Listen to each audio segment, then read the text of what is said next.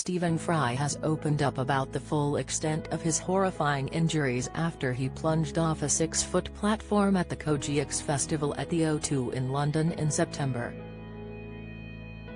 The British icon had only just finished giving his speech about the impact of AI when the accident occurred. The actor and historian, 66, exited the stage at the £4.95 ticket festival and fell onto solid concrete, smashing his pelvis, ribs, and leg.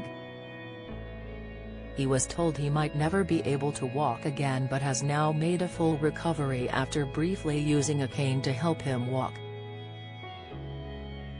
In an interview with Claudia Winkleman on BBC Radio 2, he went into the full extent of his injuries, which included breaking his leg in 2 places, smashing his pelvis in 4 spots, and cracking a couple of ribs.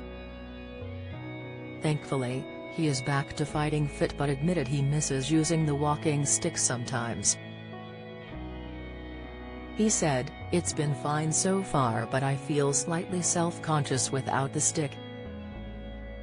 The cane, more than helping me walk, is a flag for everyone around. I live in the centre of London where the pavements are absolutely packed. So, this time of year, you get slightly nervous with people stopping to take pictures of lights, or the pavement is slightly slippy." Read more. Superdrug shoppers snap up free Revolution cream blush and compare it to Charlotte Tilbury. Stephen also revealed that part of his speedy recovery was due to, in part, taking the controversial pain-killing drug OxyContin, something he was extremely worried about doing. The actor, who was treated at the Queen Elizabeth Woolwich, shared, "The first night they took me to hospital, the nurse brought out this little pot with pills in and I asked what they were. She said that's Zolpidem to help you sleep, this is this, and this one is for your pain. It's called OxyContin."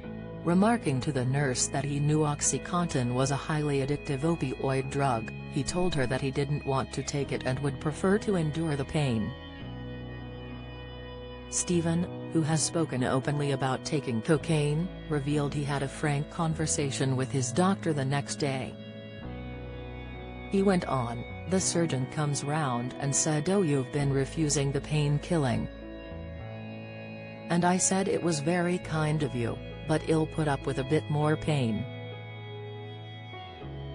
He said, "You misunderstand, I didn't prescribe it for your sake at all, I prescribed it for the sake of the NHS." He said, "There are 2 scenarios, one, you don't take this painkiller, which is the best painkiller yet to be devised for the kind of pain you are in. For 6 or 7 weeks, you will lie without being able to move and what will happen to your muscles is pretty sorry, and your recovery will be months and months. Scenario 2, you take the pill and probably tomorrow afternoon I'll send round a couple of burly physios who will get you on your feet, put you in crutches and you'll shuffle in some pain for about 5 minutes and then be anxious to get back to bed, but the next day a few more shuffles, the next day a step or 2, you will sit in a chair for half the day and feel a little more human and you will have reduced your recuperation time massively. So, these pills are not just for your comfort, they are there to speed up your recovery to save the NHS money."